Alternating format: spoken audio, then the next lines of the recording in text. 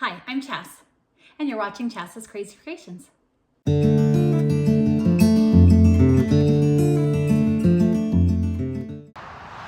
So we're moving into spring, and with spring and summer come weeds and the fall as well. So today we're going to talk about some natural ways to stop those weeds. And I'm about using as much natural product as possible. So let's talk about some ways to use natural weed killers and what works. So here's a weed. This happens to be our driveway and the rocks on the other side. So the old-fashioned way is to pull it up and make sure you get the roots. Then you also want to leave it so the roots are up and drying so that they don't replant themselves. So for this first recipe, I'm gonna remove the lid on my squirt bottle, and you can adjust this to be any size you want. And I'm gonna take my vinegar and pour it inside this bottle. Next, I'm gonna place a funnel inside and add some table salt. You could also use some Epsom salt if you want, and a healthy amount. Next, I remove the funnel and place the lid on. Give it a little shake, and here is this recipe.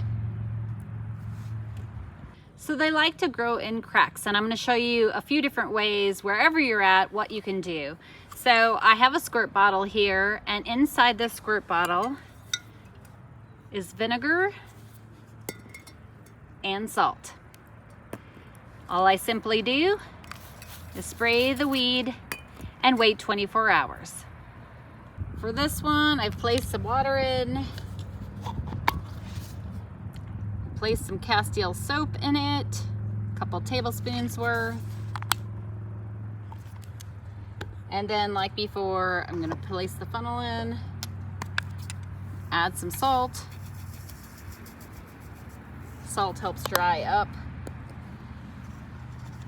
the plant, and the dish soap helps it stick. There's a lot of reasons this works. And then I place the lid on. Give it a good shake. And this one's ready to use. You can make it in bigger spray bottles if you want. I'm just gonna go ahead and spray this. And then we're gonna wait 24 hours for that. And probably one of my favorites is to use my boiling kettle of water. And I just pour this over the top of the weed, and again, wait 24 hours. Okay, so here we are, and you know, we've got a pretty dead plant here, so it just brushes right off, and that was one of them. So let's take a look at the next one, and again, just gone. And we got our last one here, which is also pretty much dead. There's one little green leaf in there, but ultimately it's gone as well. So this is our crazy cottonwood tree, which drops a lot of leaves, but we have many other trees in our yard too. And I'll give you a shot of our yard. But one of the things we do when we're raking is we place those leaves into the gardens. This helps with weed prevention, and you can till it in to make the soil more rich. This is my daughter's flower garden, so we're about to till that in and make the soil rich. But in the meantime, it has squashed most of the weeds that would come up about this time of year. So last year I grew a straw bale garden, and you can see it here. And one of the things that I did was tore the rest of the hay bales, straw bales apart at the end of the season and place them into the gardens. This will stop the remaining weeds from growing up in the spring, and then I can till this into the rich soil, making it even better, and then place new bales on top to get started. And if you notice, between each and one of these aisles, we have mulch.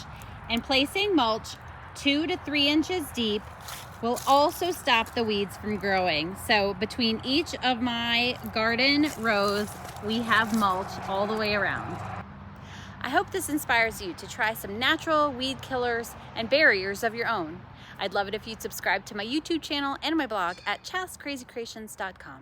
Thanks for watching, and I'll see you in my next video. And don't forget to like, share, and subscribe.